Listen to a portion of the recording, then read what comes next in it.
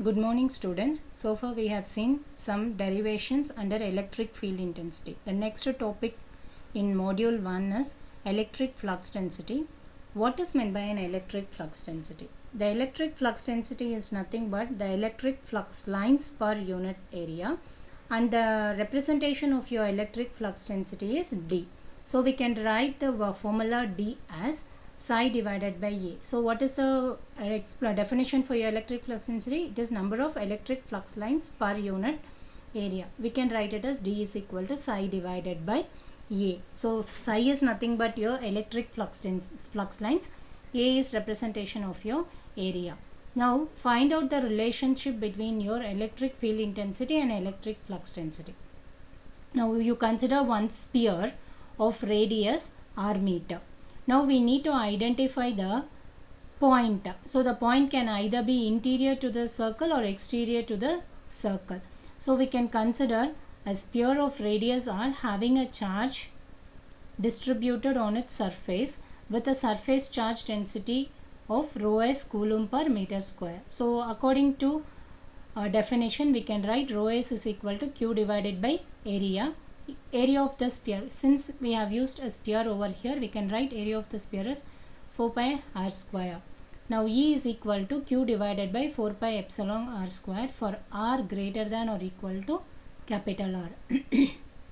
When this particular r is exactly on the surface of r, we can write dE is equal to dq divided by 4 pi epsilon r square. In the place of dq, we can substitute rho s into ds divided by 4 pi epsilon r square. Epsilon you take towards this side, so epsilon into E is equal to rho s divided by area. Rho s divided by area is nothing but your electric flux density. So the relationship between your electric field intensity and electric flux density is D is equal to epsilon into E. Now what is meant by a Gauss's law? So Gauss's law is nothing but the total electric flux coming out from any closed surface is equal to the charge enclosed within the closed surface. You have to remember this formula. You have to state that like integration over the closed surface d dot ds is equal to q. Once if you remember this formula, using this formula only you can write the definition, like the electric flux density coming out from any closed surface is equal to the charge enclosed in this surface. So 1 coulomb of charge will produce 1 coulomb of electric flux. Now we need to identify the solid angle. You consider one closed surface. This is distributed with charges, and you consider a differential surface element. ds is your the electric flux density, and ds normal is your electric flux density normal to the surface. We can write E is equal to q divided by 4 pi epsilon r square. Epsilon you take towards this side. You will get epsilon into E is equal to q divided by 4 pi r square ar vector. Epsilon into E is nothing but your electric flux density D. D is equal to q divided by 4 pi r square into ar vector. From this we can write q is equal to psi, which is equal to D into 4 pi r square. From the diagram, normal value, due to this normal value of your electric flux density, the electric flux is equal to ds normal into ds. I need to identify what is cos theta from triangle ABC. From this triangle, what is my cos theta? So it is nothing but ds normal divided by ds. From this we can identify ds normal is equal to ds into cos theta. D psi is equal to ds del. This is your surface area into cos theta. D psi is equal to q divided by 4 pi ds cos theta divided by r square, where d psi it is nothing but q divided by 4 pi. ds cos theta divided by r square is your solid angle. Solid angle, what do you mean by solid angle? It is nothing but the angle subtended towards your electric flux lines. So we can differentiate this complete term as ds cos theta by r square as d ohm. So it is your differential solid angle. So Gauss's law is nothing but the electric flux density coming out from any closed surface is equal to the charge enclosed. The relationship between your electric field intensity and electric flux density is E is equal, epsilon into E is equal to D. And from this we have seen the concept of the solid angle. See some applications of the Gauss's law. Find the electric field intensity at all points due to infinite line of charge using Gauss's law. So you need to use a Gauss's law to identify the value of your electric field intensity. First you apply a Gauss's law. So what is meant by Gauss's law? Gauss's law states that the electric flux density coming out from any closed surface is equal to the charge enclosed. Here due to the infinite line of charge. So the charge enclosed is line charge density. So we can write integration. The charge Q can be written as rho L divided by rho L is equal to Q divided by L. When you consider a differential elemental length, you will consider dQ divided by dl. From this you can identify what is your Q factor. So Q is equal to integration over the L rho L into dl. When you consider a Gauss's law, you need to consider a Gaussian surface. So Gaussian surface is nothing but your cylindrical surface. When you consider a cylindrical surface, it is your infinite line charge density, and it is your side face, top face and bottom face. The top face and bottom face electric flux lines are going to get cancelled with each other, and therefore the electric flux density is going to exert only on your side faces. So we can, according to this Gaussian surface, the total electric flux density in this Gaussian surface can be written as electric flux density on your top face plus electric flux density on your bottom face plus electric flux density on your side faces is equal to the charge enclosed throughout the length of the line. Since the charge electric flux density on your top face and bottom face is going to get cancelled with each other, then we'll get only side face electric flux density, which we can write it as side face electric flux density is equal to charge enclosed. So what is your side face area? Side face area is nothing but area of your cylinder, 2 pi rho into h.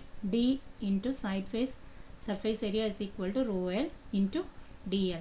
Here the electric flux density is going to exert only onto the side face area. So we can write epsilon into E, 2 pi rho into h is equal to rho L. The length is nothing but side face of your cylinder h. From this I can identify E is equal to rho L divided by 2 pi epsilon into rho. One more problem we can see under the Gauss's law. Use Gauss's law to find the electric flux density and electric field intensity in the region between the concentric conductors of cylindrical capacitor. The inner cylinder is of radius a meter. Capacitor in the sense two parallel plate. So here we have two depth. One is A, the inner cylinder is of radius a meter and outer cylinder is of radius rho meter, and the height of the cylinder is h.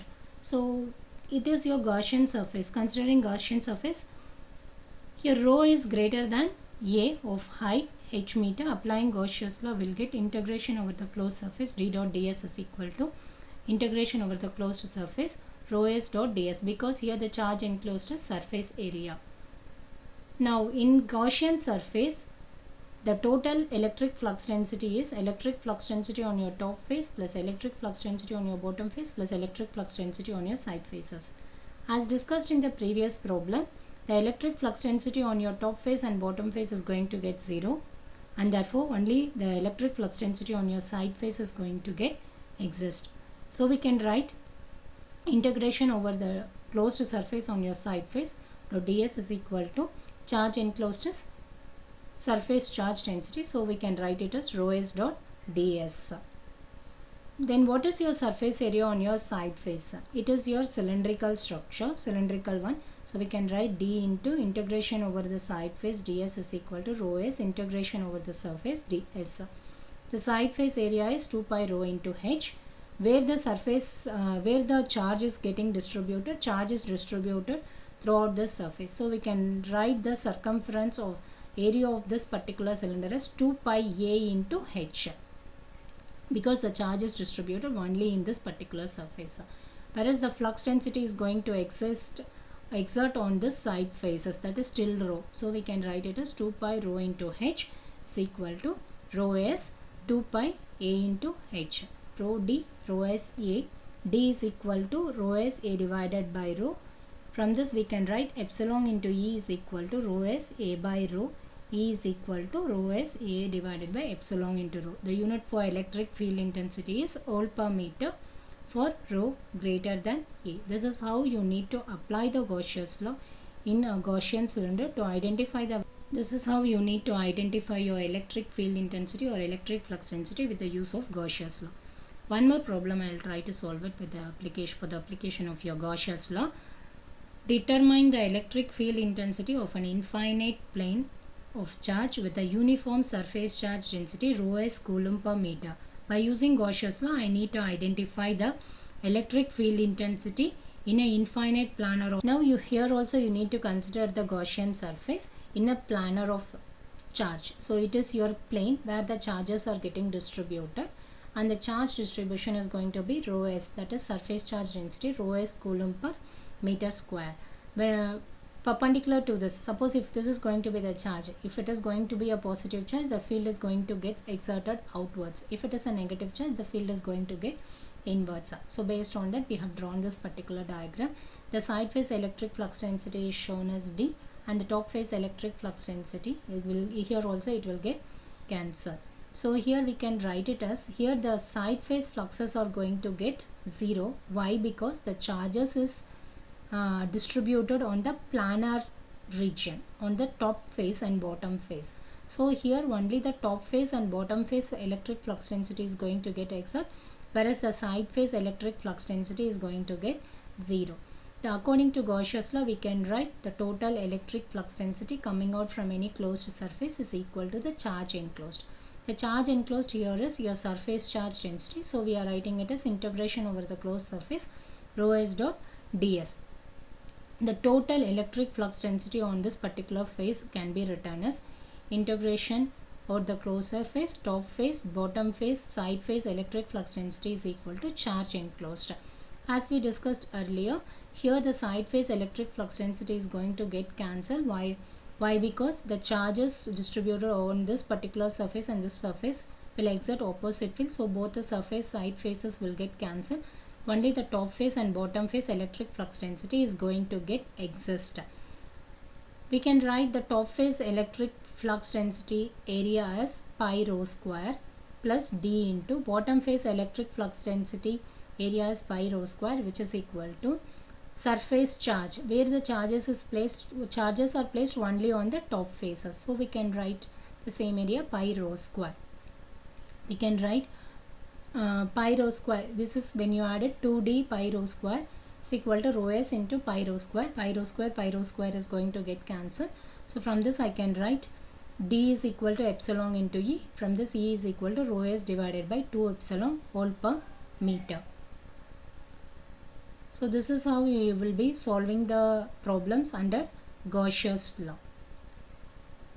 Any doubt, you can post it in Google Classroom.